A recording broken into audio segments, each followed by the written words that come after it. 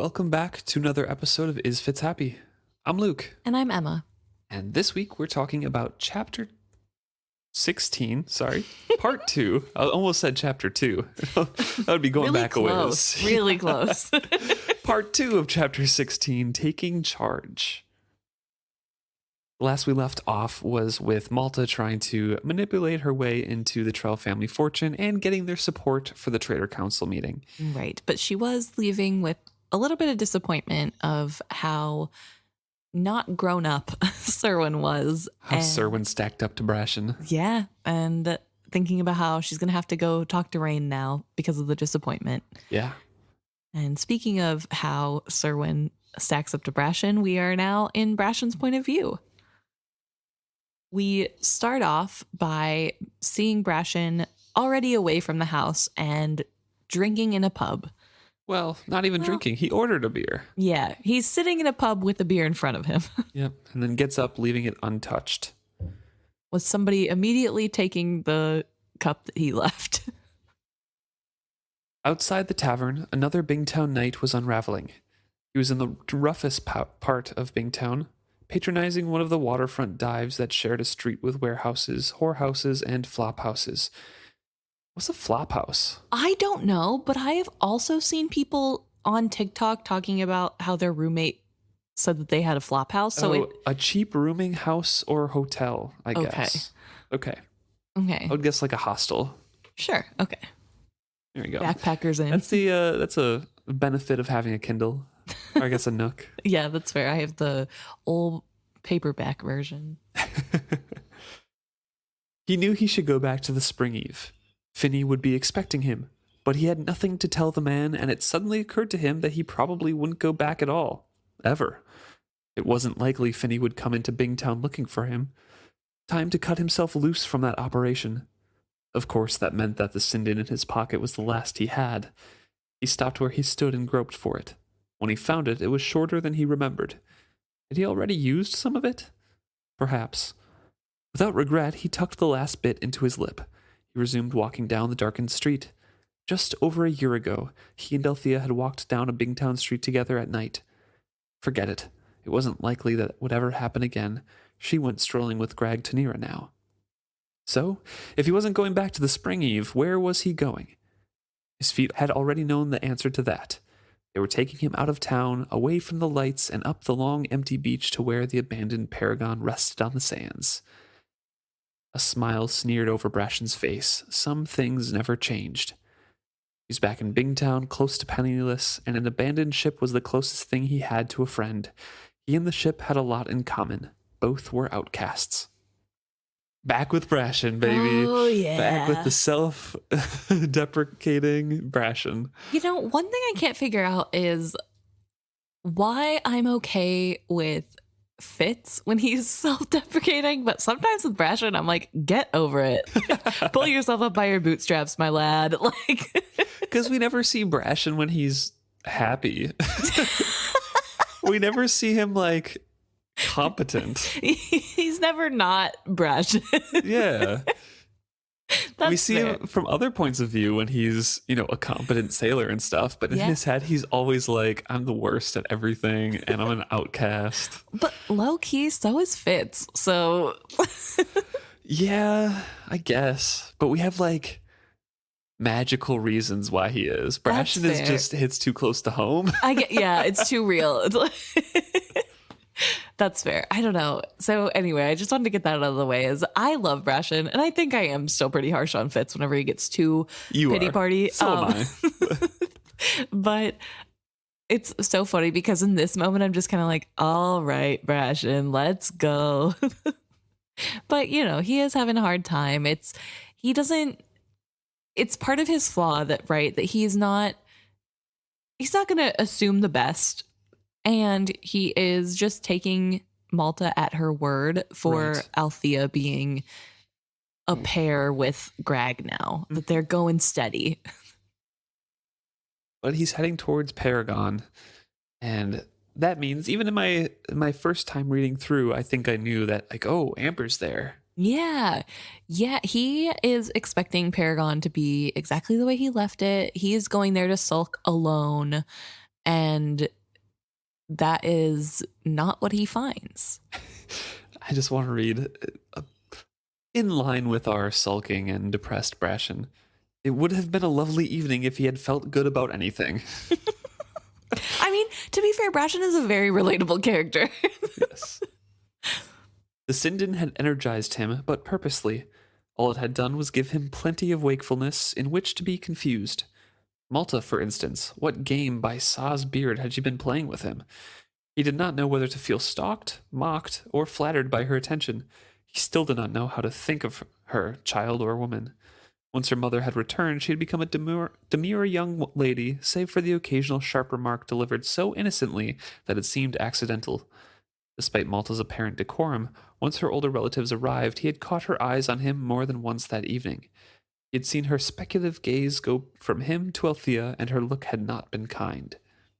It's really interesting to me that we get Brashen's point of view on Malta, and he doesn't necessarily suspect her as being mean or nefarious. Like, she had a mean look, and it seemed innocent, even though it was mean. Yeah, I think he can kind of tell. He's still confused about it because she's switching between it, but like I'm reading between the lines, and I think he can tell it's like she's really fake. Yeah, there's something there that's fair. He tried to pretend that she was the reason Althea had not met his eyes. She had not wanted her young niece to guess what had passed between them.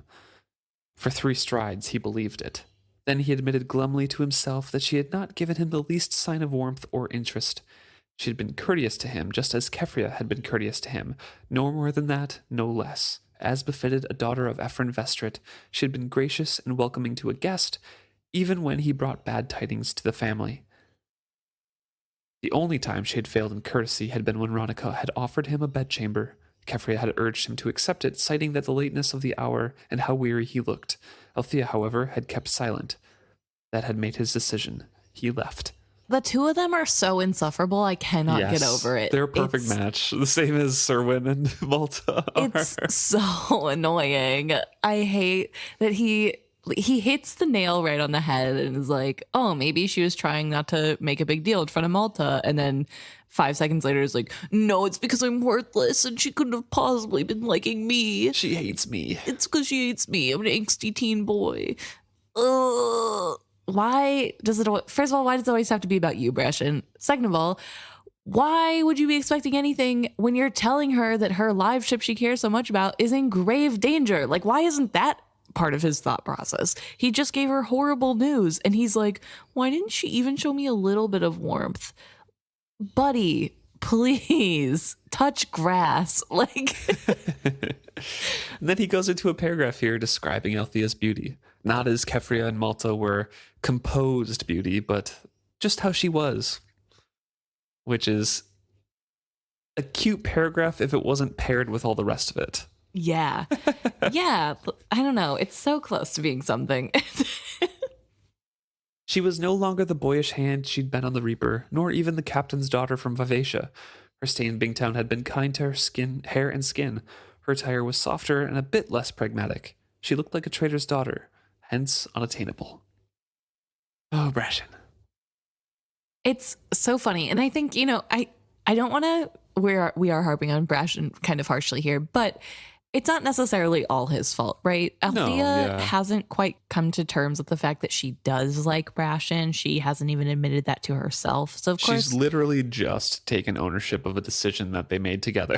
Yeah. So it's not necessarily his fault that he is struggling with this and really in the dark of what to think, and really believing that Althea probably has no want to be around him, because that is what she's told him. I mean, that's what how she's acting and what she said to him, and he's taking that for face value, which we cannot expect him to read her mind just because we can. So but as readers, when they're both acting this way, they're both like, oh, they don't like me. It's so frustrating to be like, please just talk, just like communicate a little bit. It would be so much better. But yeah, I think it makes sense that Brashen is struggling here, and isn't sure about what's happening and is pretty confident that Althea doesn't like him because Althea doesn't even know for herself that she likes him. So he's trying, he's trying. And in his head, 1,000 what ifs were running. What if he had fortune, he was still a trader's son, etc., etc. But so many what ifs, he had no more hope of winning her than being re-inherited by his father. So throw it away with his other discarded futures. Walk on into the empty night. I do have a question for you. This mentioned here that he is not going to become rich as much as he is not going to win his father's favor back. Why couldn't he have won his father's favor back with all of his work on the Vivacia? Like, why wasn't that enough to prove that he had turned a new leaf to his father, Already cast it out? I don't know. Already kind of gave the fortune over to his son? Do you think that if he would have gone after the Vivacia, and like after Kyle took over the Vivacia and Ephron had died, his father would have taken him back or given him another chance? I think they would have had conversations, but it wouldn't have happened immediately where they took him back, Mm-hmm. He could have kept up a correspondence or something, but didn't happen. One of the what ifs, I guess. True. He spits out the bitterness of the Sinden stick, and he caught a faint whiff of wood smoke from somewhere as he approaching the Paragon. As he approached, he began to whistle loudly. He knew Paragon did not like to be surprised. As he drew closer, he called out jovially, "Paragon, hasn't anyone made you into kindling yet?" "Who goes there?" A cold voice from the shadows halted him in his tracks. "Paragon?" Brashen queried in confusion. "No, I am Paragon.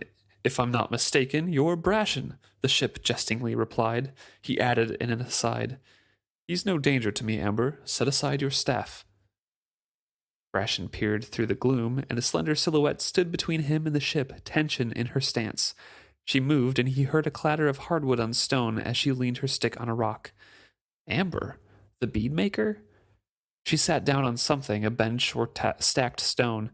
He ventured closer. "Hello?" "Hello." Her voice was cautiously friendly. "Brashen, I'd like you to meet my friend Amber. Amber, this is Brashen Trell. You know something of him. You cleaned up after him when you moved in." There was breathless excitement in Paragon's boyish voice. He was obviously enjoying this encounter. There was an element of adolescent brag in his voice as he teased Brashen.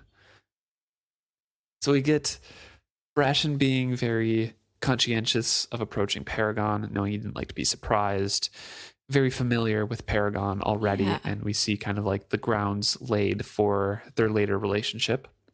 Yeah. And I don't know, you really do get that sense of familiarity that I don't think we've gotten before now. Really? I don't think we've gotten to see, from Brashen's point of view at least, Brashen approaching Paragon. We normally see his point of view when he's already inside Paragon. Oh, that's fair. Or has left. Yeah, or from Paragon's point of view. Yeah, and so knowing that the reason that Brashen is whistling and talking to him loudly is for care of his friend, I think that's really nice. I think that it's a good character trait that really sticks out to me, that as horrible as Brashen thinks he is being really courteous to his friend who cannot see him and making sure that he doesn't scare him. It's a bit unstable. Yes. Yeah. And so I don't know. I just really respected that. And I like that we get that point of view. I also think it's really interesting that there is that smell of smoke, but he doesn't see anything, which means he's probably being a lot louder than he thinks he is. And Amber heard him coming and put out the fire that she had going. Yeah, that's fair. So, yeah. But now we have the revelation that Amber lives with Paragon now, and Brashen can't just waltz in like he normally does. Yeah, and Paragon is very pleased at making an introduction between the two of them, because he has two friends he can show off now. Two old friends. And he's bragging a little bit that she has decided to move in. Right. Like, "Oh, I suppose you're coming here to stay and sleep, but she has the cabin, so you could find someplace." Yeah. I think it's really funny that it is that boyish, that little kid, like, "Ooh, my friends are going to fight over me." Like, I don't don't know. It's a cute side of Paragon, which is not necessarily the normal side that we get to see. Right. Yeah, and we have Paragon here asking Amber, saying, "It's only the captain's quarters that she has taken over and stored a few things in my hold. Amber, you don't mind, do you? Brashen always comes to sleep here when he has no other place to stay and no more money." The pause was just a trifle longer than was polite. Brashen heard a touch of uneasiness in Amber's voice as she replied, "You belong to yourself, Paragon. It's not up to me who you welcome aboard." "I do I? Well, if I belong to myself, why are you so intent on buying me?" Now he teased her, hooting like a boy at his own joke. Brashen found nothing humorous about it. What business had she with a live ship? "No one can buy a live ship, Paragon," he corrected him gently. "A live ship is a part of a trader's family. You could not sail without a family member aboard you." In a quieter voice he added, "Isn't even good for you to be out here by yourself so much." He protests that he's not by himself anymore. Amber's here, and she comes out almost every night, and every 10 days she takes a holiday and spends the whole afternoon with me. If she buys me, she won't sail me, and kind of starts to lay out the fantasy of having him up on shore with like a garden and like a whole house. Yeah, and it really shows that Amber has kind of gotten through to Paragon, I think. At least in this moment, we know Paragon's a little touchy and, tumultuous one moment to the next, but I think it shows that Paragon does want that. He does want the company. He's been enjoying having somebody there. Yeah, it's nice to have friends around. And I also found it really interesting that even though Brashen is no longer a trader, he still has that trader mindset of, oh yeah, it's live ships are for old trader families and old trader families only, and only if it's the family who bought them. It's not something that you can just sell willy-nilly. Yeah, and he replies and almost rebukes Paragon, saying, You belong to the Ludlucks. They can't sell you and Amber can't buy you. Nor are you some great flower pot to be decorated with vines. Only a cruel person would tell you such things." He glared at the slender figure sitting silently in the shadows. Of course, Amber has to respond to that, so she flows to her feet, advancing on him, shoulders squared as if she were a man about to challenge him to a fight. Her voice was tight but even as she said, "If what you claim is true, then the cruelty originates with the Ludlucks. They have left him here to brood and rot all these years. Now, when times are changing and it seems that all of Bingtown can be bought, they entertain offers from new traders. They would not make Paragon into a great flower pot. No, they'd chop him up into bits and sell him off as trinkets and curiosities." Brashen was struck dumb with horror. Instinctively, he reached out a hand to the ship's silvery hull in a calming gesture. "That can't happen," he assured him in a husky voice. "All of the traders would rise up in arms before they'd let such a thing happen." Amber shook her head. "You've been gone a long time from Bingtown, Brashen Trell." She turned and kicked the sand. Sparks flew up from the fading coals of a campfire. She stooped, and a moment later, tiny flames blossomed. So yeah, I think she did put them out. Put it out when Brashen was coming. Yeah. But yeah, we get the same confrontation that Amber had to relay to Althea. Yeah. That she has saying to Brashen here, just like, you've been gone a long time, things are different. Yeah, and also I think this would be harder because Brashen doesn't know Amber in a friendly way. He knows who Amber is, clearly, that she sells beads, but he doesn't really have any experience with her outside of that. Right. And so having Amber be here, he is thinking this is worst case scenario. She's being incredibly rude for no reason and really hurting Paragon. You can tell his concern is for Paragon in this. It's not that I don't even know that he necessarily cares about the rules of society more than he doesn't know this person and he's worried Paragon is going to get scared or be upset at the Ludlucks maybe selling him, because it has always been a touchy subject. And so that comforting gesture to tell him that can't happen, none of the old traders would let that happen, but it can and it would, and he just doesn't know it. It's been too long, like Amber said. And Amber sits down and says, hey, this began badly. Let's try again. And drops the magic word, which is Althea's name. True. Saying, I had hoped you and Althea might work together to aid me in this. She has grudgingly agreed that my acquiring Paragon might be the best thing for him. If you join your voice to hers, perhaps we could all go to the Ludlucks and make them see reason. He sat and tried to keep his voice conversational as he said, it is hard for me to believe Althea would ever support the sale of a live ship. I but pointed out the facts to her, and she concurred. She rolled her eyes toward Paragon in the firelight. The small jerk of her head was a plain indication she didn't want to discuss details in front of the ship. Curiosity burned in Brashen, but he recognized the wisdom. Paragon was in a cheery mood tonight. There was no sense in awakening the quarrelsome side of him. For now, the best course was to humor them both and collect what information he could. Which is another smart play on his end, but it also shows that Amber also has his mood in mind. Right. Yeah. Paragon isn't always happy and cheery. And so keeping him that way is kind of priority for everyone involved. It's the easiest to make sure that the night goes smoothly. And poor Paragon is unawares. Yeah. So Amber tries to continue a normal conversation saying like, you know, how long have you been back in Bingtown? I know Paragon is happy to see you and will want to know. And Brashen just replies that we anchored up today, and a silence falls over them. Amber were conducting this as if she were a Bingtown matron hosting a tea. And will you be staying long? She prodded him. I don't know. I came back to tell Althea I had seen Vivacia. Pirates have captured her. I don't know if Kyle and Woodrow are alive. I don't know if any of the crew is alive. The words spilled from him before he could consider the wisdom of sharing this information.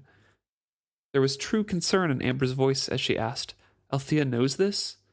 How did she react?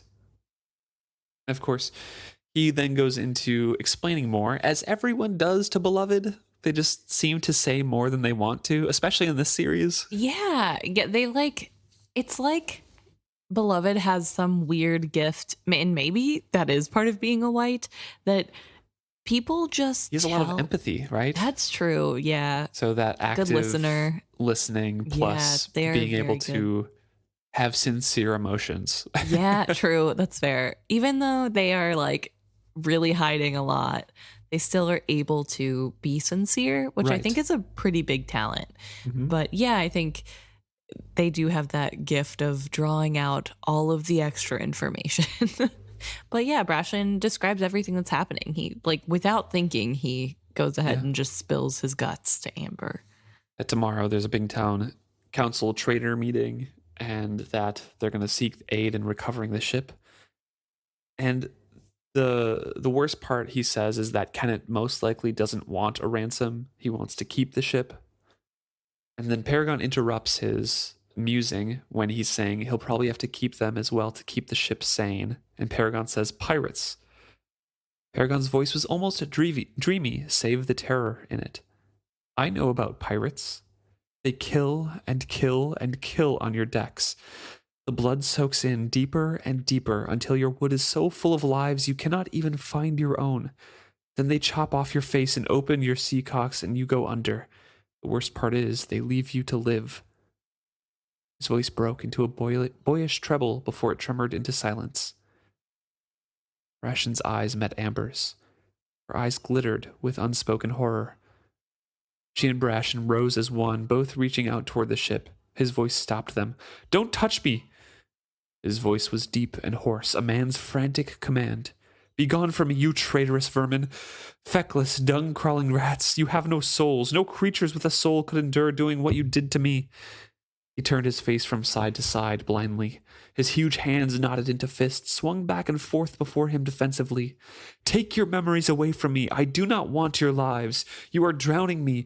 You are trying to make me forget who I am, who I was. I will not.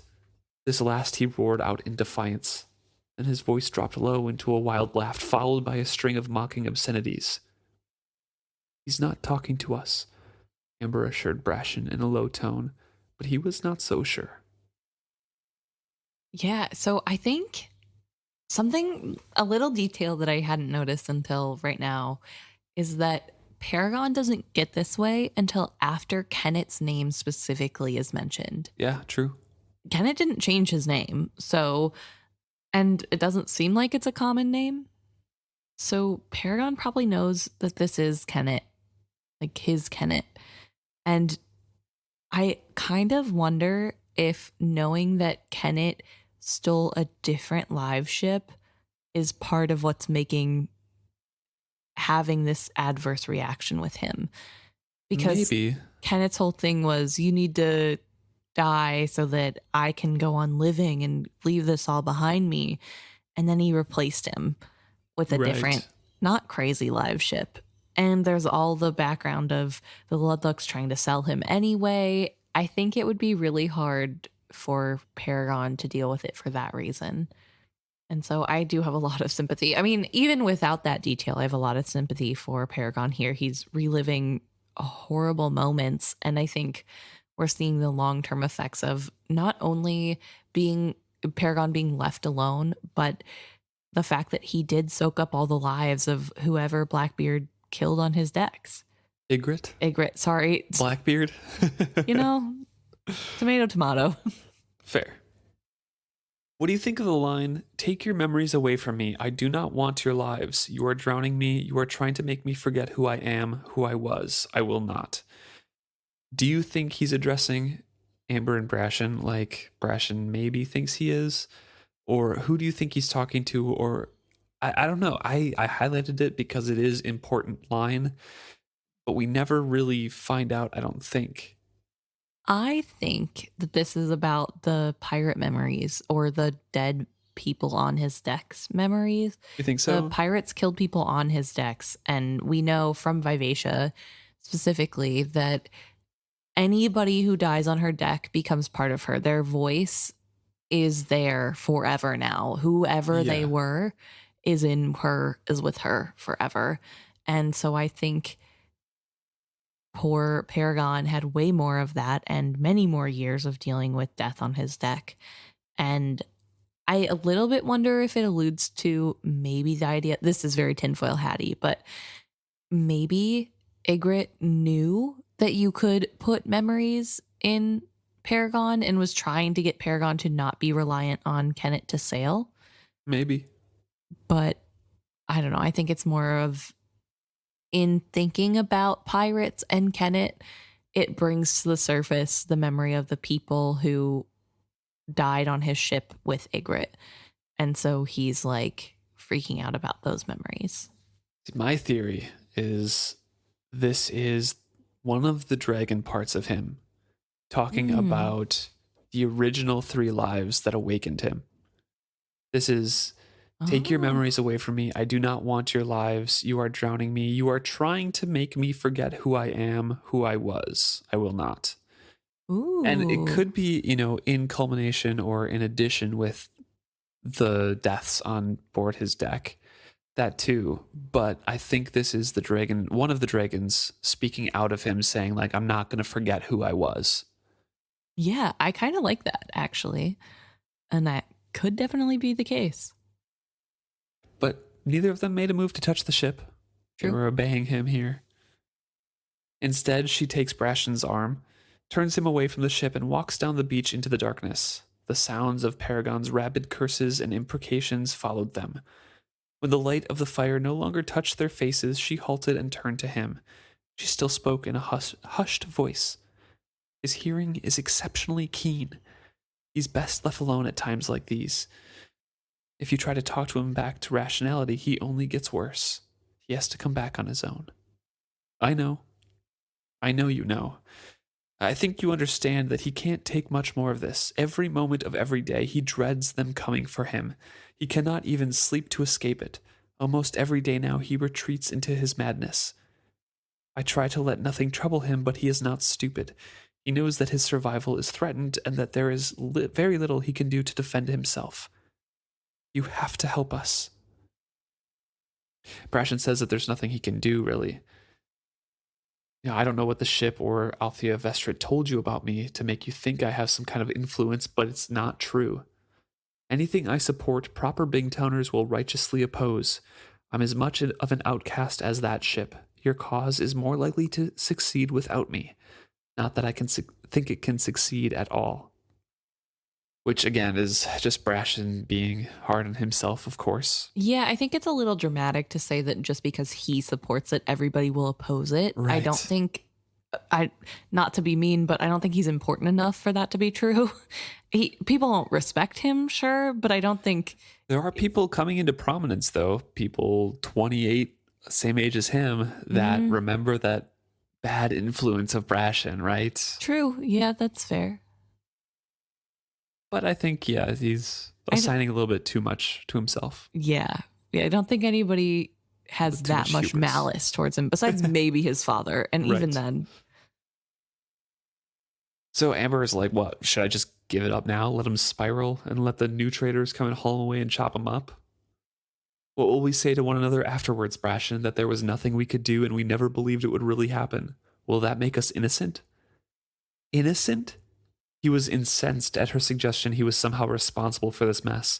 I've done nothing wrong. I intend nothing wrong. I am innocent. Half the evil in this world occurs while decent people stand by and do nothing wrong. It's not enough to refrain from evil, Trell. People have to attempt to do right, even if they believe they cannot succeed. Even when it's stupid to try, he asked with savage sarcasm. Especially then, she replied sweetly. That's how it's done, Trell. You break your heart against this stony world, you fling yourself at it on the side of good, and you do not ask the cost. That's how you do it. Do what? He demanded, truly angry now. Get myself killed for the sake of being a hero? Perhaps, she conceded, perhaps that. But it is definitely how you redeem yourself, how you become a hero. Don't tell me you've never wanted to be the hero.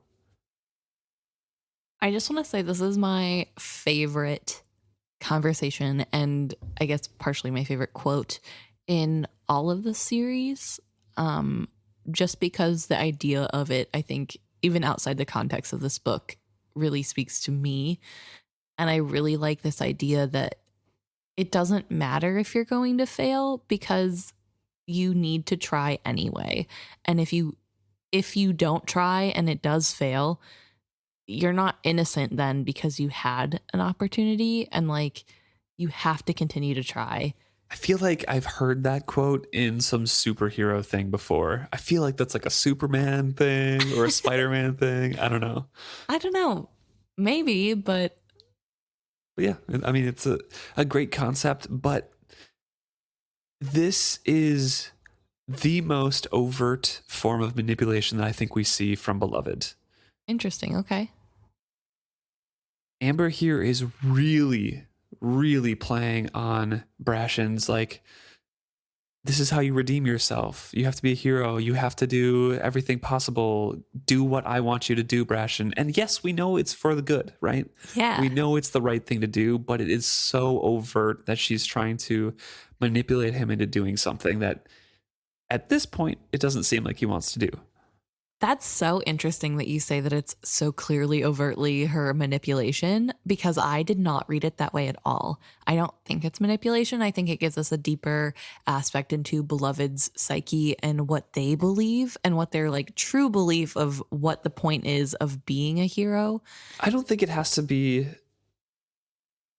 on purpose to be or malicious to still be manipulation. I think that's correct. I think this is like what Beloved believes truly. This is what Beloved and what Fitz embodies, right? Yeah.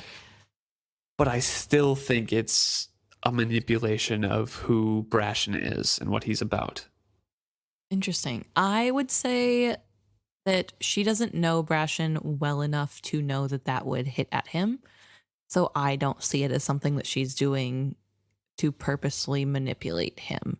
Like, I don't think she has had enough. Sure, she knows about Brashen from Althea's point of view, but I don't think that gives her enough, and even maybe Paragon potentially, but I don't know if that gives her enough time with him in this short conversation to know that hitting him with the "don't you want to be a hero" would get to him and is something that he does ultimately hope for. I mean, I think to be fair, it's a pretty generic thing. People in general want to be heroes. They want to be the good guy.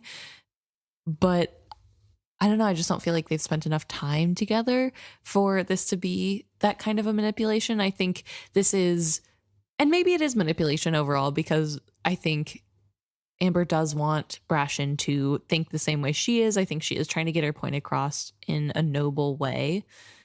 But I guess I just didn't see it as overtly manipulation, like you said, because it does feel like a very truthful statement on It's definitely Amber's part. Yeah, it's definitely truly what Beloved believes, right? Yeah. I don't doubt that at all. Just with everything that Amber keeps saying in this passage, it's just like it felt the most in your face out of all the other interactions, because we know that Beloved manipulates the people around them to do what they believe is correct. Yeah, that's true. That's the whole purpose of the White Prophet, basically. Yeah. To try to get the catalyst in the right direction so they make the choices that do what they want. Right. No, that's fair. I don't know. I do think, as much as I love this quote and I do really like the sentiment behind it, I do also want to say that I think there is a little bit of faultiness to it. And I think especially when Amber says, "You break your heart against the stony world, you fling yourself at it on the side of good, and you do not ask the cost. That's how you do it," I think is the faultiest part of this logic. And I think really explains and sets up really well. This is a really good breadcrumb to why the fool keeps leaving Fitz and why Beloved is willing to endure decades of torture after next series to stay away from Fitz, to take on that pain, to keep Fitz out of it, because I think Beloved believes that that's how you become a hero, and it's their time to be a hero. Right. When they've been asking that of Fitz. And I don't know. I mean, Fitz asks the cost constantly and constantly says this cost is too high. I guess Fitz still willingly steps forward to pay it, but I don't know. I find that part so interesting. And I think it really gives a lot more context to this character later. It doesn't necessarily have just much more of this, but yeah, but I don't know. I really like it for that reason too. So I don't know. Maybe people can let us know if they agree that this is overt manipulation or not. Mm-hmm. We'd like to know. Email us. isfitzhappy@gmail.com. So Brashen is sitting here listening to Amber, thinking, what did this woman expect of him? There was nothing he could do to help the ship, nothing he could do to help anyone. All I've ever wanted was live my own life, and I'm having damn little success of that. She laughed low. Only because you keep standing back from it, and turning aside from it, and avoiding it. Trell, open your eyes. This horrible mess is your life. There is no sense in waiting for it to get better. Stop putting it off and live it. Everyone thinks that courage is about facing death without flinching, but almost anyone can do that. Almost anyone can hold their breath and not scream for as long as it takes to die. True courage is facing life without flinching. I don't mean the times when the right path is hard, but glorious at the end. I'm talking about enduring the boredom and the messiness and the inconvenience of doing what is right. I think you can do that, Trell. Stop calling me that, he hissed. His surname was like salt in a wound.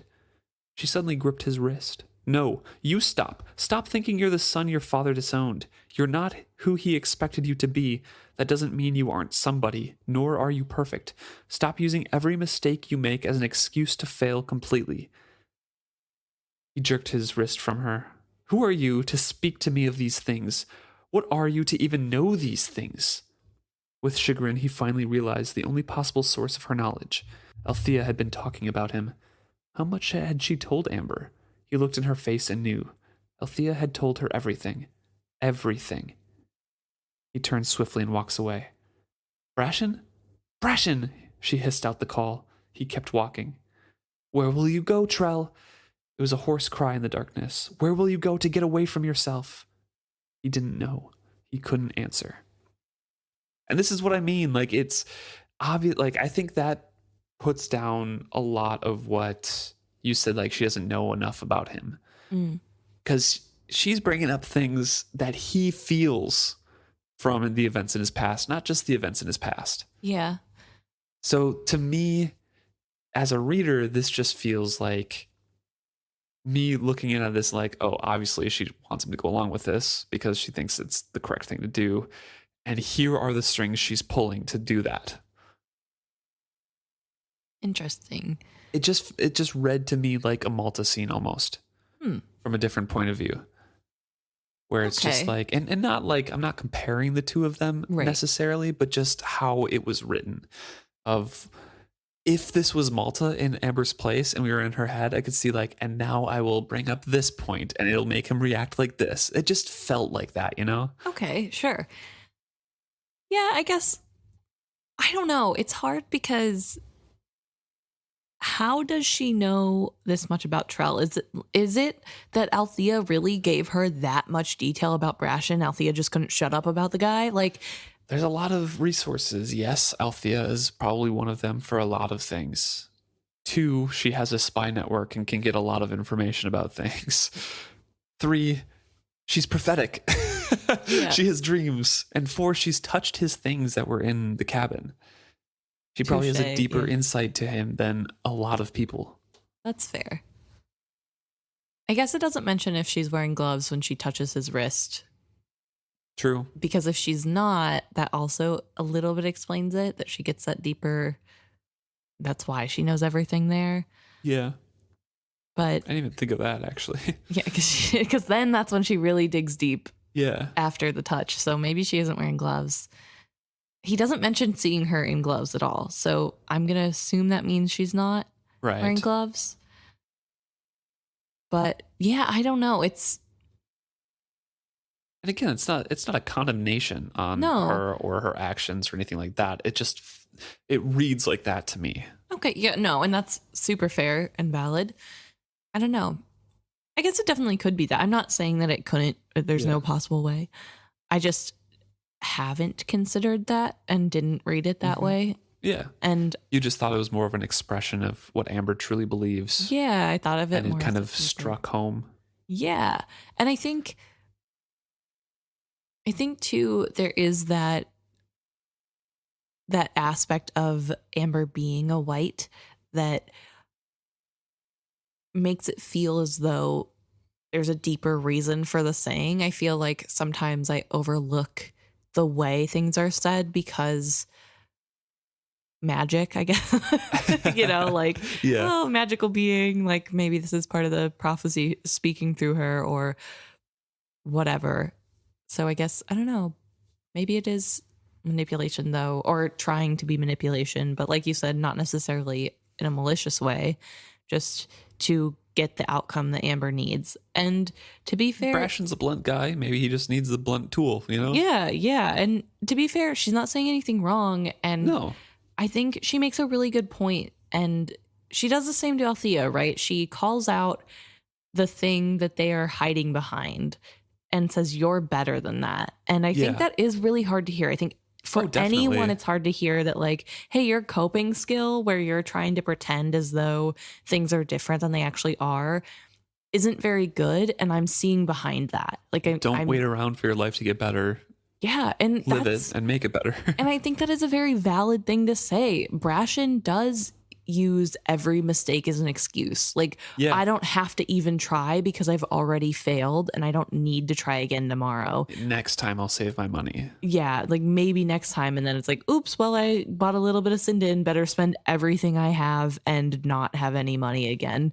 It's just that like flimsy excuse of, well, I can't help it. That's just who I am. My dad knows that I'm a piece of trash. And it's like, okay, well, you just are different than what he wanted you to be. That doesn't mean that you're not a person who can be capable. And I think that's what Efren Vestrit was trying to get across to him too, in a more subtle way, that like, you're still a person of value. You don't have to be your bad days or your vices. Right. And I think right now is probably not the best time for him to have heard that. I think if he had come in Well, I guess in what scenario would he have gone to Paragon and been in the right set of mind? Like, let's be real. But like, I don't know if he hadn't have been on his like come down from the Sindon and just been rejected by Althea, maybe it would have been taken a little bit better, but I don't know. So we switch over to Malta. Yep. Once again. And we left off the last part of this chapter talking about how she was comparing Brashen to Serwyn, and Serwyn was lacking a little bit. And then at the end, she brings up Reyn a bit, saying like, maybe I will use the dream box, because remember, she put that off as well. Reyn gave her instructions, put the dust in the box however many days after I leave, and she refused to do that. She did not do any of that because she didn't want to be controlled. Yeah, she thought it was more gratifying to make him wait, and he assumed she would do it because he assumed that he already had her and she was going to put that misconception right. Yep. So, but now, with those bad comparisons in mind, she gets the dream box down and has a shiver of excitement and anticipation because she is looking forward to this. She puts the powder in, she sneezes violently. And then it says the back of her throat felt odd, numb and yet warm. Is the powder that goes in the dream box silver? I feel like it has to be, right? It has to be, because that's what Elderling magic is reliant upon. Yeah, but I'm wondering if the dust is like ground up cocoon. I doubt it. I doubt it because dream boxes seem more common. They're rare, but they seem more common than expected. Okay. If it was cocoon, because dragons eat that, and all of Elderlings' culture was based around worshiping and making sure they got everything that they needed. Right. But I'm not necessarily saying that the powder the Elderlings would have used was made of dragon cocoon. The Reyn welders figured it out, and like they saw silvery dust and then saw that the cocoons are silvery and were like, maybe it could be. Let's try it. But that seems, I mean, maybe, but it seems very frivolous. But then, like, the alternative is there's just silver dust like laying powdered around? stone or something like that. Okay. Like the silver the stone. memory stone? Yeah. Okay. Maybe. They could just have bags of it that are labeled, in like a store for that they found in the city. I guess. I don't know. It also weird because we know next Rainwild trilogy, so not the next trilogy, but the trilogy after, the fact that the Elderlings were working with silver was a very secretive thing, even kept from the dragons, because the dragons are very possessive about the silver, and the silver, according to the dragons, belongs to them. So I think the fact that this potentially is silver is low-key crazy, because they're not even supposed to use it. You know what I mean? Yeah. So we have no guarantee that this is silver, but I would probably guess it would. It's got to be made a little bit. Yeah. I don't know. Anyway, Malta has put the dust in the box, closed the lid, and it's waiting. That part, okay. How do these stupid dream boxes work? Because how would Reyn know to go to sleep right now to get the dream to meet with Malta? Like, I get that she wanted control over the situation and so didn't do it when he told her to, but it makes more sense that she would have had to do it when he told her to, because then he would know that it was happening. Otherwise, like, how does this work? How does it work anyway? But how does it work that she just puts it in a box and then he also is dreaming at just the right time? A book? The plot? Yeah, I know, but I don't like it. It doesn't have rules. It for sure does not have tangible rules. I mean, it kind of makes sense, right? Like, there is a connection. It's kind of forcing a skill link, as we can think of it, between two people. And when you're dreaming, or like visiting dreams like Nettle does. And it feels like, even though she's going to bed late And yes, serendipitously, he's going to bed late as well. Uh-huh. If he was already asleep, she would just kind of come knocking Oh, on okay. his door, you know, Sure, be sure. like, hey, I'm here. That's what it feels like to me. Yeah. Just like they establish the link and then all of a sudden they're like next to the proximity is right Yeah. there and they can see each other. So do you think in order for this to happen, Reyn also has a dream box with dust that he's using every night just in case? Or I don't think so. There must be something of like the person has to do something with the dust, right? Yeah, to 'cause you create like some need- sort of connection. you need to give the Rainwilder something of yours for them to Right. create a dream box for you to use, which Yeah. is the whole thing with her giving her cup. So maybe he put something of his into this dust. It's like her cup and something of his and then silver. I don't know. Yeah. But Whatever it is, you know? yeah. Yeah. I don't know. But then is it the box doing anything or is it the dust? That's the real question. Both. Both is good. So she's now blowing out the candle, closing her eyes, and waiting. And anticipation was betraying her. She could not fall asleep. And she's failing to fall asleep. And when that fails, she focused her thoughts on Reyn instead. She found him much more attractive after Serwyn's disappointing performance. When Serwyn had taken her in his arms, he had seemed thin compared to Reyn's broad chest during his one stolen embrace. She considered it. Certainly Reyn would not have missed a chance to steal a kiss. Her heart beat faster at the thought. Reyn raised a storm of conflicting emotions in her. His gifts and attention made her feel important. His wealth was attractive, especially after a whole year of penury. Sometimes she did not mind his veiled face and gloved hands. They made him mysterious. She could look at him and imagine a handsome young man hidden beneath them. When he led her with such grace through intricate dance steps, she felt both his strength and his agility in his light touch upon her hand and back. Only occasionally did she wonder if his veil hid a warty visage with misshapen features. When they were apart, her doubts assailed her. Even worse was the sympathy of her friends. One and all, they were certain he must be a monster. And half the time she thought they were just jealous. The other half, she believed them. Yeah, maybe they just wanted him to be ugly out of envy for her good fortune. And she doesn't really know what she believes or anything, so her mind turns to Reyn, and we get an actual honest insight into how she feels. Yeah. She is attracted to his personality, to his wealth, and Yes. to what he can provide. He seems interesting to her. Yeah. And yet at the same time, that mysterious part of him that she is attracted to lets her imagination run wild of how horrid he is. Yeah, and I think it really shows that if her friends were excited and like, ooh, this is so cool, you're so lucky, I think she would more readily like him and Yeah. more openly be willing to say, you know, like, oh, this might be actually a good match. But the public opinion, especially, I think, is really harming her ability to overlook the fact that she doesn't know if he's warty or not. Mm-hmm. I don't know. So she's tossing and turning here and fears that she wasted the powder because she Yes. can't fall asleep. And she wishes that her father came home to make everything right. Yeah.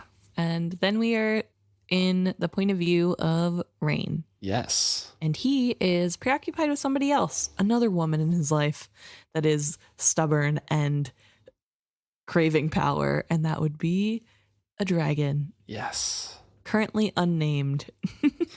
I want to come out. Why won't you help me? I can't. Please understand that I can't and stop pleading with me. The imprisoned dragon was contemptuous. You won't. You would, but you won't. All it would take is sunlight. Open the shutters and let in the sunlight. I would do the rest. I have told you, the chamber you are in is buried. Once I am sure there were great windows and shutters to open and close them, but the whole structure is buried now. Earth covers you, and trees grow in it. You are beneath a whole forested hillside. If you were truly my friend, as you claim to be, you'd dig me out and free me. Please, I need to be free, not just for my own sake, but for the sake of all my kind. And so we learn that Reyn is sleeping right now. Yeah, and he is dreaming of the dragon. Yeah, he felt he was not truly asleep, nor was he dreaming, yet he was not awake either. Dragon kind of pulled him to a sideways point. Yes. It was almost a nightly torment now, he says. When he slept, the dragon looked into him, at him, and through him with great copper eyes the size of cartwheels. Her eyes spun, the colors whirling all about the great elliptical pupils. He could not look away from them, nor could he break free of the dream and wake up. She was imprisoned in her wizardwood cocoon, and he was imprisoned in her. And so he has these torments, we learn, of her pleading with him and him just trying to argue back, like, I don't have the power that you think I do. Yeah, and interestingly, this is the same kind of conversation, or at least this conversation was echoed the last time we saw Reyn in the Reyn Wilds with his mom. He specifically was asking his mom to dig down to the thing to open up the skylight. Chamber, yeah. Get the chamber opened so that they could expose the log to sunlight. And her mother or his mother had said no. That's too much money, too much labor. And also we don't know what would happen. Yeah, we don't know what would happen, and it's kind of a waste of wizard wood to allow it to hatch. Like, what's going to be the reaction when the dragon realizes that we have killed all the other ones? Also, that thing could just be completely dead. Yeah, that could just be memories assaulting you. You do not know. And so it's really interesting to see this then echoed here, where Reyn is taking the stance of we can't.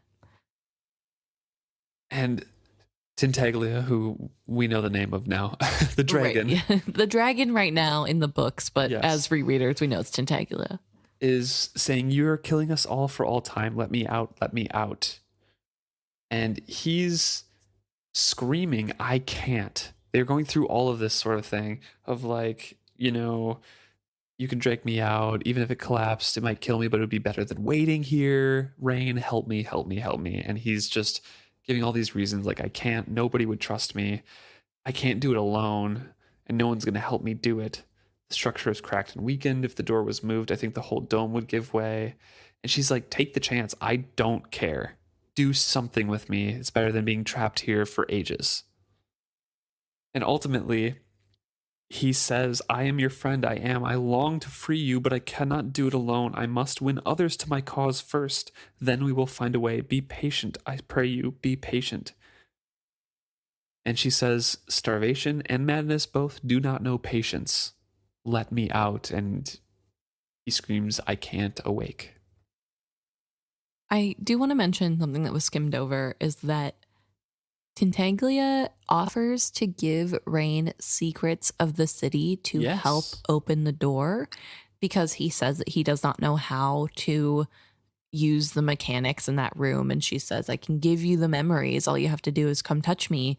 And he has to say, no, you're going to drown me in the memories, and then I can't help either of us.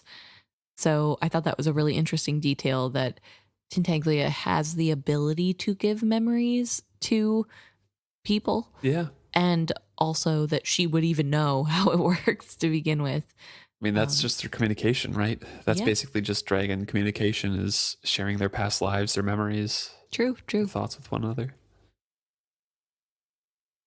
So Reyn startles awake. He can't make her understand anything, really. And he sits up in bed, breathing like a wrestler.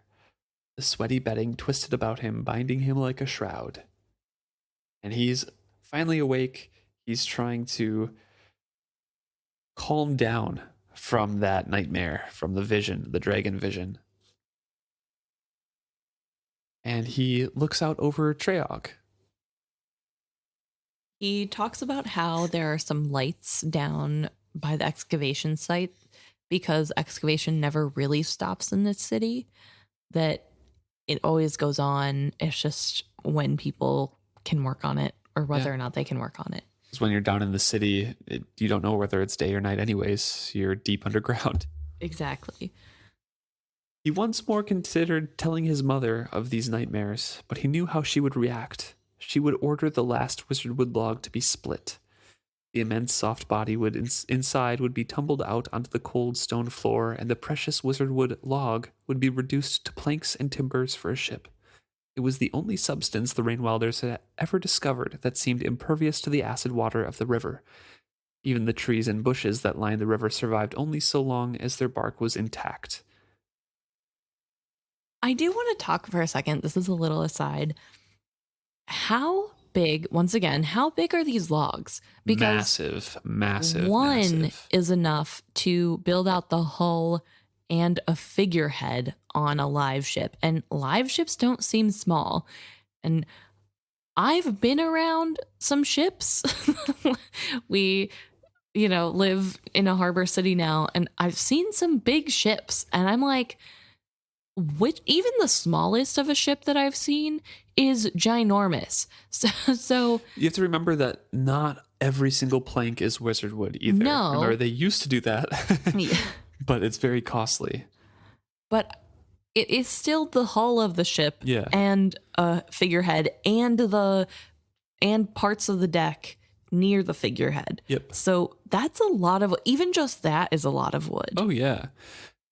The serpents that the cocoons are made out of are longer than ships.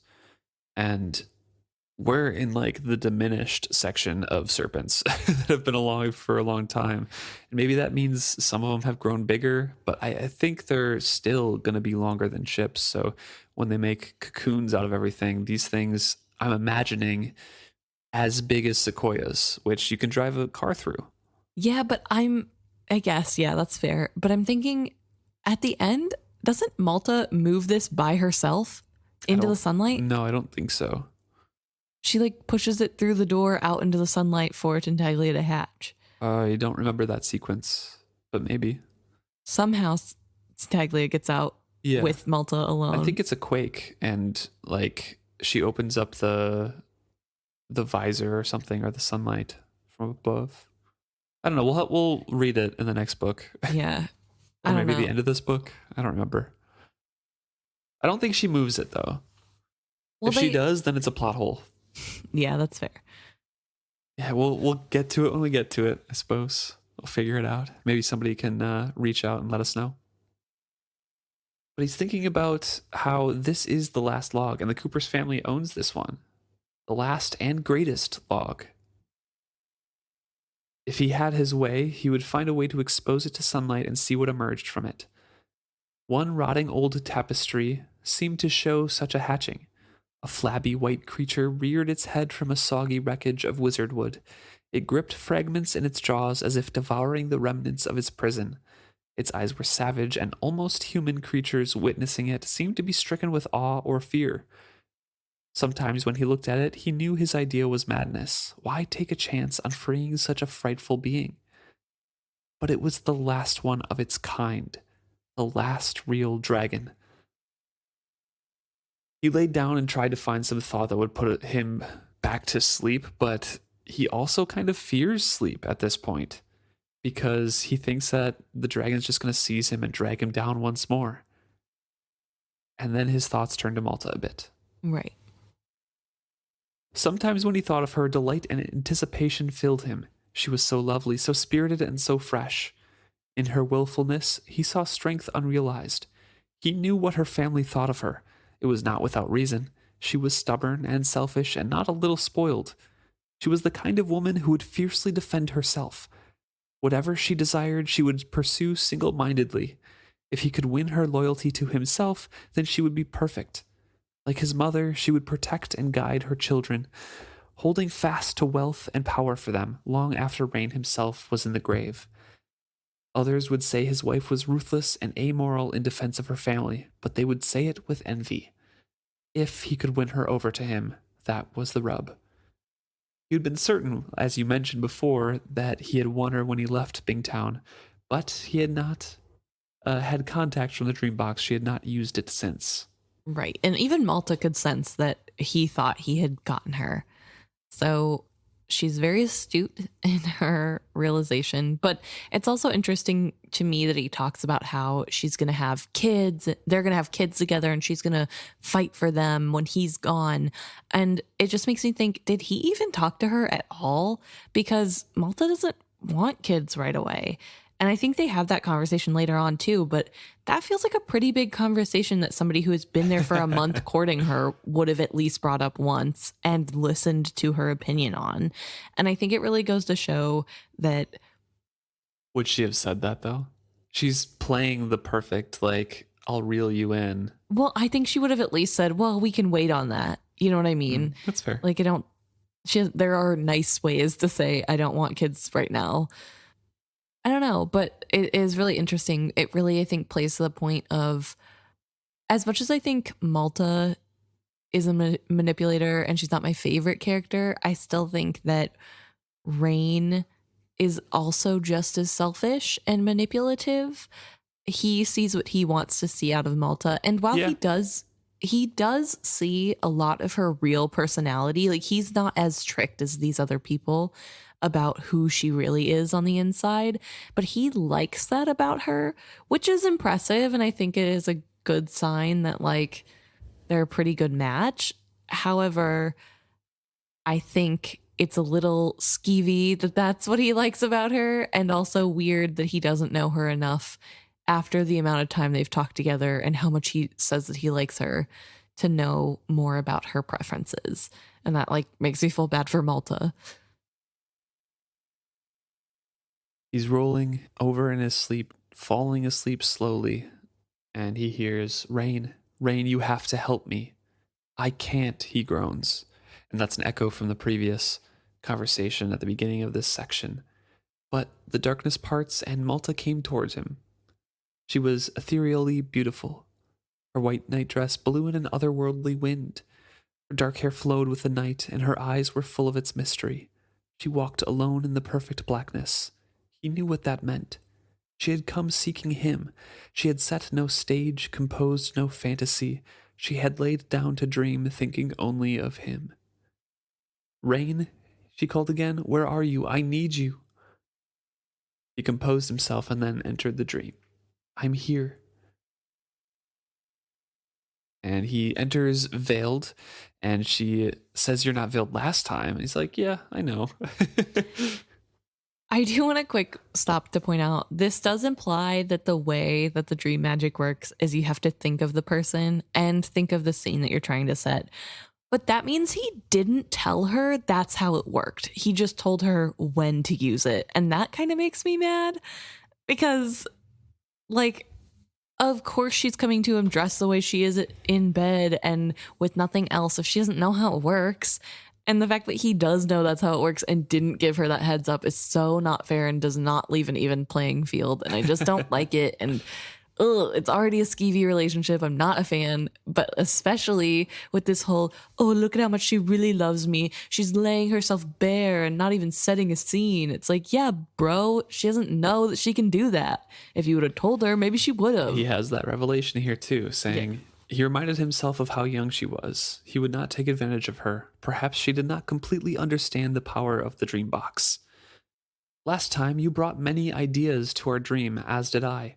We let them mingle and lived what followed. Tonight we bring only ourselves and whatever else we wish. So maybe he thought that she knew because like the last time they had the dream box, she did bring ideas of what was happening and she had like the whole scene played out where he saved her. I guess. I don't know. I don't know either. But we know that, and we've talked about that he attributes to her a little bit more maturity and thoughtfulness than she actually possesses at this point. So maybe he just like took it for granted. I don't know. It's just like, I don't love that the detail of I'm just going to assume she knows and not tell her anything. Ugh. So he sets a scene of one of his favorite tapestries and it comes to life around them. This is a nice little dream world kind of thing. Beautiful things are popping up. It's a beautiful like forest view, and a fox with a rabbit in its jaws peered at them from a bramble. A couple, too tall to be completely human, he with copper hair, she with gold, embraced in the foreground. His body pressed hers against the black bole of a tree. Reyn had visualized them as frozen in time, but the woman suddenly took a sighing breath and turned her head to accept the man's kiss more deeply. He smiled to himself. She learned to play so quickly, this Malta. So obviously Malta's still thinking about, like, why didn't Serwyn just kiss me then? Yeah. And then he immediately says after, or did she know what she'd even done?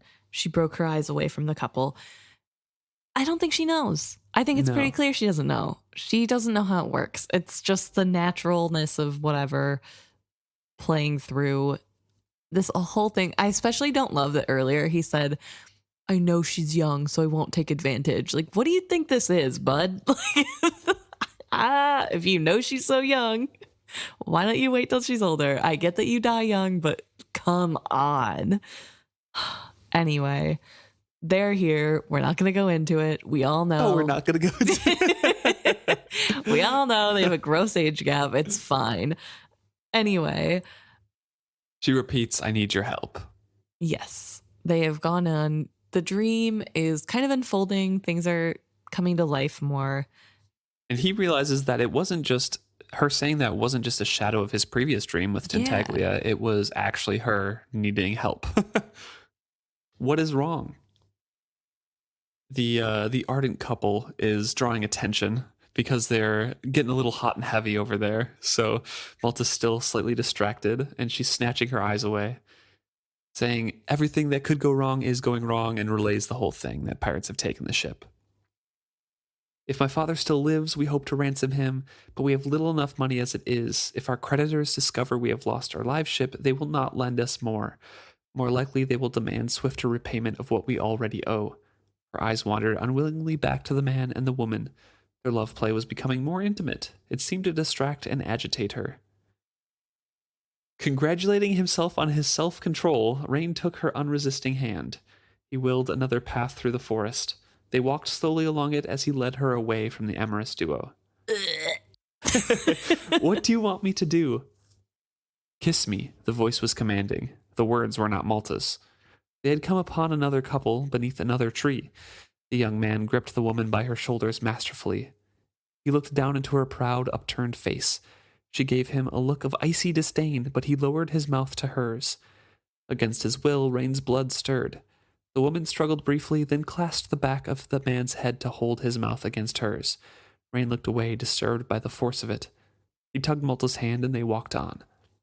So we get little more glimpses of Malta's play in her mind come to real life here in this dream. Yeah, like this is what she had expected. This is from Serwyn. This is what she had wanted, what she thinks of as being a romantic. She also wants the roguish man to sweep her off her feet. Yeah, must be a Vestrit thing. Yeah. What can you do? Malta asked. He considered. He did not think this was the sort of thing usually discussed in shared dreams. My guy, I beg of you, please. In what world would she know that? Like, I cannot get over. That's kind of implicit. I guess. I took this line as a little bit more of like a jokey thing. Oh, okay. Of like, well, that's not usually discussed here, but let me think about it. Yeah, I don't know. I just think it just like drives home this point of like, why would Malta know anything about Rainwild culture? In what world are even regular old trader women taught on their courting customs? You know what I mean?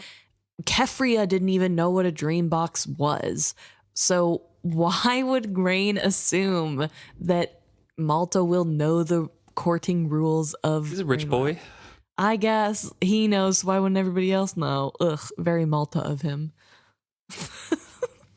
So he thinks and says, your mother should write to my mother. They are the ones who should discuss this, not us. He wondered what his mother's reaction would be. In coming to him for help, Malta seemed to have forgotten that the Cooper's family now held the note on the live ship.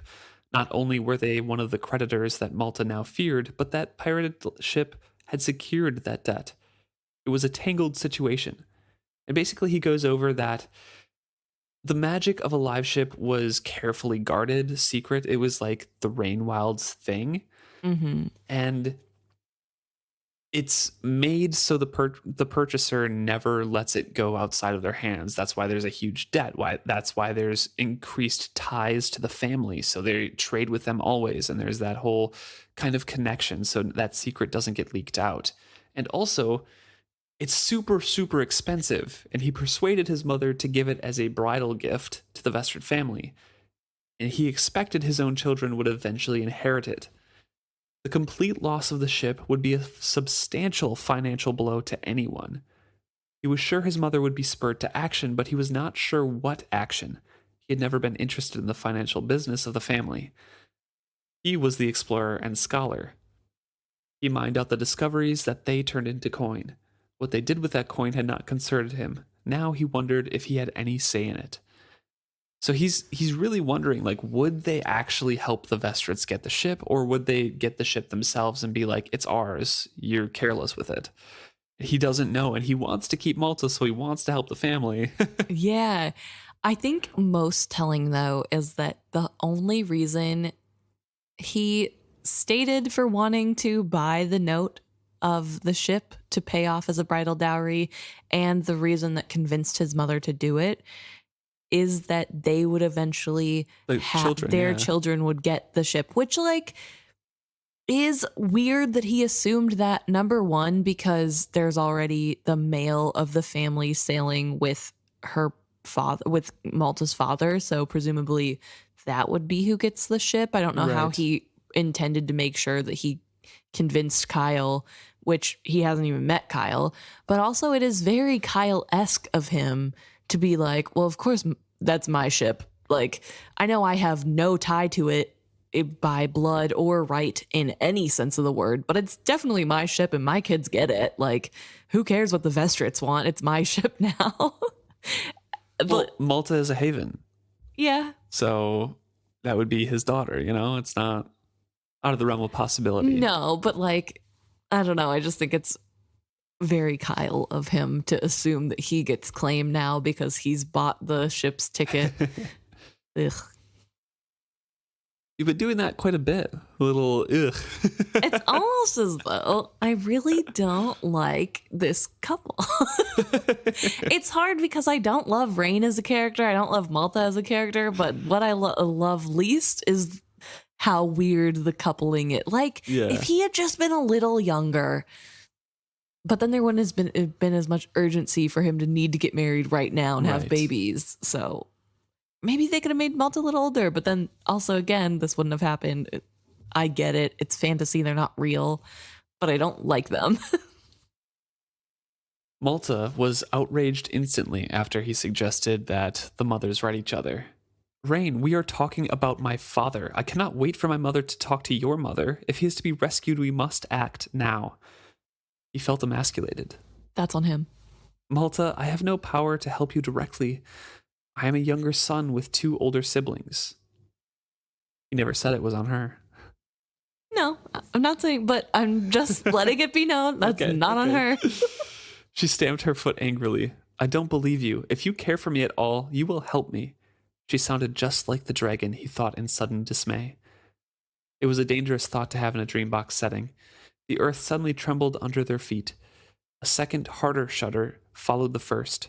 Malta clutched at a tree to keep from falling. What was that? She demanded. An earthquake, he replied calmly. They were common within Treyog. The suspended city swayed with the living trees that supported it and took little harm. The quakes, however, often did great damage to the excavation work. He wondered if this were a real earthquake pushing its way into the dream or an imagined one. I know what a quake is, Malta sounded annoyed with him. The whole cursed shore is prey to them. I meant that sound. Sound? He asked uneasily. Like scrabbling and scratching. Don't you hear it? He heard it all the time. Waking and sleeping, the sound of the dragon's claws working feebly against its tomb haunted him. You can hear it too? He was astounded. He had learned to ignore that he had always been told was his imagination. Before he could reply, everything began to change. So things started to shift visually in that dream, and this was no longer Reyn's memory of a tapestry. Someone else was adding to the Dreambox vision, and he did not think it was Malta. and thunderclouds begin to boil up along the horizon. He was certain of it then. And eventually, he's like, okay, Malta, we should part now. Tell your mother and everything. And then all of a sudden, he's interrupted. Lightning cracks. Malta cowers low and points wordlessly up at the sky. Erratic winds lash her hair. And a dragon hovered above the trees. Interestingly, this dragon is iridescent in color and has a silver body and wings with copper eyes. I specifically point that out because isn't Tintaglia red? I think she's blue. Oh, I'm thinking of Tamara's dragon. That one's red, right? Centaura, I think she's blue as well. Hebe is red. What? I could be wrong, but I thought Centaura. I don't know. We'll figure it out later. I'm pretty sure Tintaglia is blue, at least. But I think she's iridescent with many different colors dancing because they don't know what kind of dragon or what color they are before they emerge. Interesting. Yeah, her eyes were copper. I have the power, she declared. Her voice split the sky. The branch of a nearby tree cracked and fell heavily to the earth. Free me and I will aid you. I promise you this. Her wings lifted her to the sky where she turned a slow, dazzling loop. Her long serpentine tail lashed the sky behind her. Rain suddenly began to fall, and Malta fled shivering to the shelter of Rain's arms and cloak. He put his arm around her. Even in the shadow of the hovering dragon, he was aware of the warmth of her skin through the damp cloth of her nightdress. From beneath his cloak, Malta squinted up at the beast. "Who are you?" she cried loudly. "What do you want?" "Who am I? Do I look so foolish as to gift you with my name? No, you will not come to control me that way. As to what I want, a trade. My freedom in exchange for the ship you mention, and if your father is still aboard it, his life. What say you? An easy trade, is it not? A life for a life?" Malta looked to Reyn. "Is she real? Can she help us?" Reyn stares up and says, "She's real, but she can't help us." Malta, of course, is wondering, like, why not? She's meant, she can fly. Yeah. Let's do it. Malta's Easy. ready to go. Malta does not care about Grasping any hope. Yeah, and she doesn't really care about the negative connotations of letting a dragon free to the world. But I do want to talk a little bit here about this entering of the dragon. Yeah. I think it's really telling that Malta isn't necessarily afraid of the dragon. Like, she is shocked when she first sees the dragon, but Malta is still talking back. You know what I mean? I guess there is the added comfort of this being a dream and so potentially not even real. But I do think her ability to stand up in the face of a dragon is really impressive. And I think it's also why Tintaglia eventually accepts Malta as being one of her own, if that makes sense. I think that she's another queen. Yes, a kindred spirit, you know, like calls to like.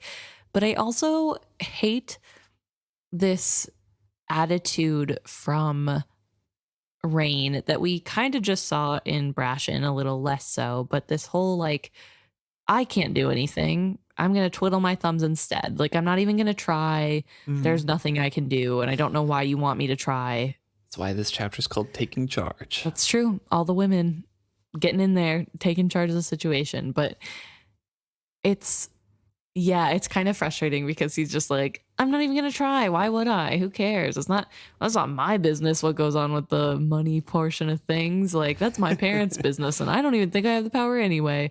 Well, he says that he's never traditionally been involved in the financial side, and he wonders if he has any say. So I think he would try, but like, he doesn't. You're right in that he doesn't think he has any powers. He's like, just your mother, right? My mother. Yeah, like, let the adults handle this. Like, buddy, you are an adult. I don't know. It's my vision is clouded because I don't like him very much, I'm sure, but I do find it really interesting how in this moment it really is Malta taking charge, and it is Malta kind of talking down to him. She's like treating him almost like he's the child in this situation by saying, she's the one who throws a tantrum, but yes. I mean, she is throwing a tantrum. You're right. But stamping her foot in anger. No, we do it now. Yeah, fair enough. But I do think the fact that she is willing to call him out and be like, you're wrong. Like, what do you mean? We don't have time to do that. Yeah. Like, can you please think about this for 1 second outside of whatever it is that you have on your mind? I need this to happen.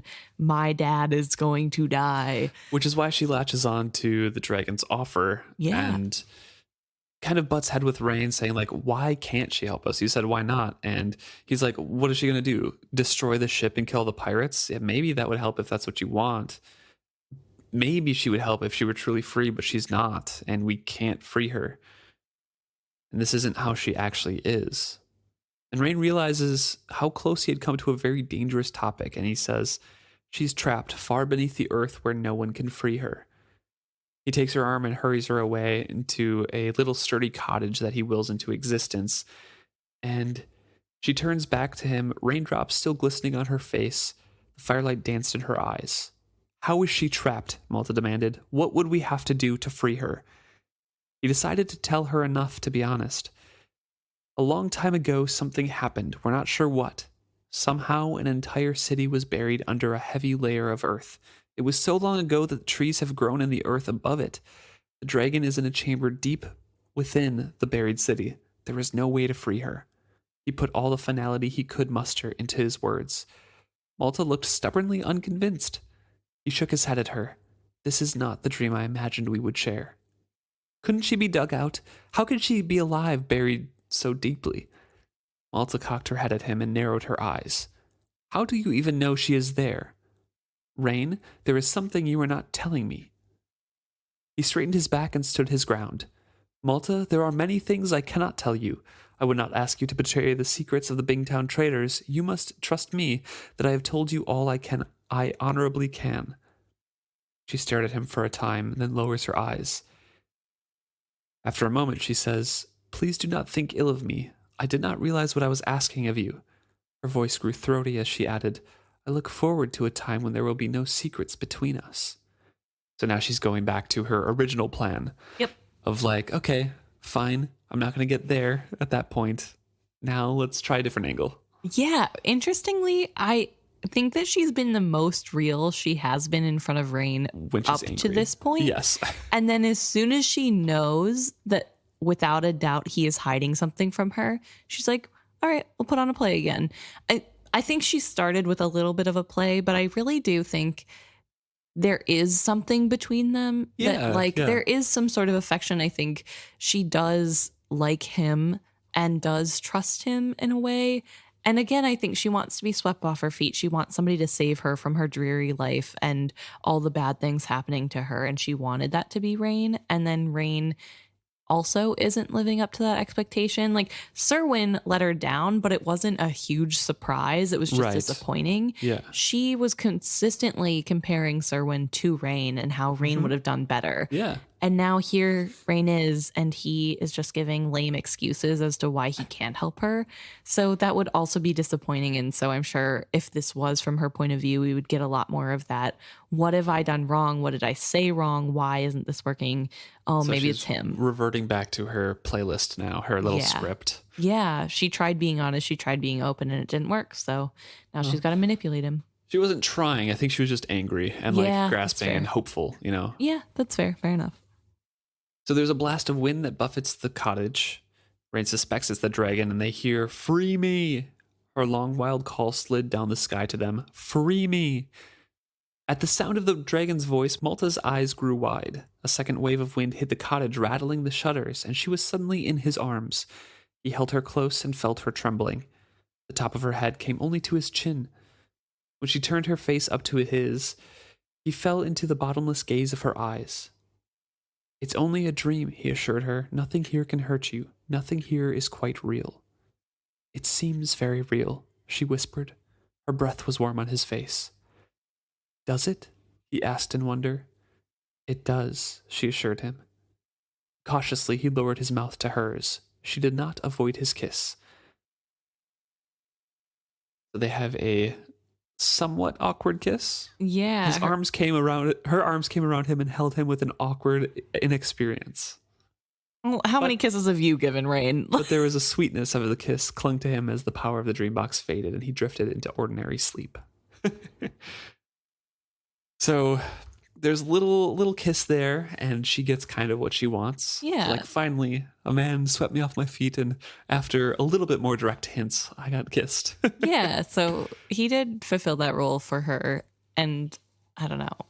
I don't like how now twice we have direct references to Reyn acknowledging how young she is. Like, I wish Robin Hobb wouldn't have done that, so we could at least pretend collectively that this is a normal age gap even for this universe. But instead we have this creepy predator man. It's like it's a year and maybe 2 years out of a normal age gap. Yeah.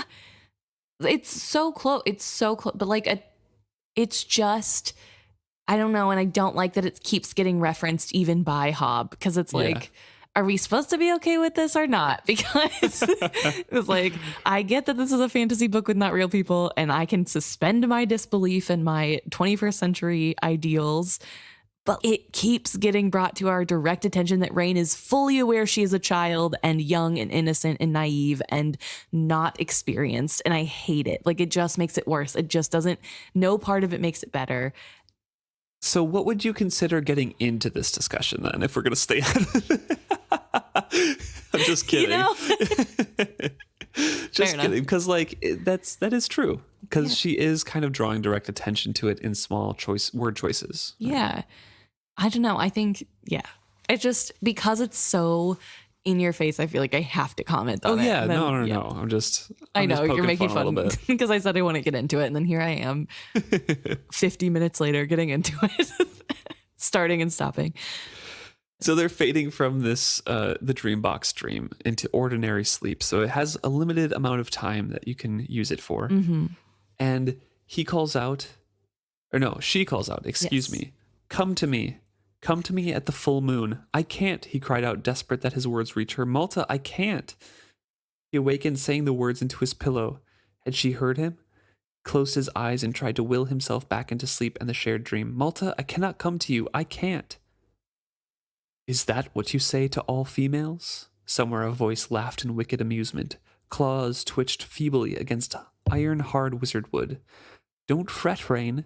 You cannot go to her, but I shall. A little ominous promise from the trapped dragon. Yep. He can't go to her at a full moon, but Tintaglia can visit her dreams. Yeah, they have opened up that skill link. So. Yeah. Well, that was a long chapter and a lot to go over and a lot to talk about, and an introduction to an important character that keeps reappearing. Yeah.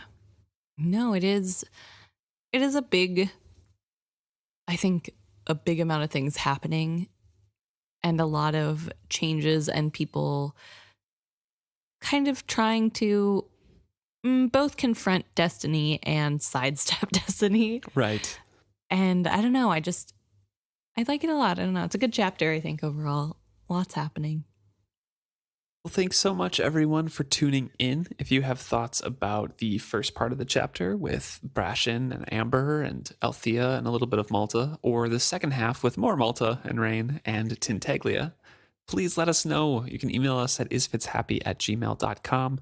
You can go to our website at isfitshappy.com and find links to all of our social medias. We're on Facebook, Instagram, Twitter, Threads, and YouTube as well. Leave comments, leave ratings, let us know how we're doing. We appreciate all the feedback. We love hearing from you guys. Talk to you next week.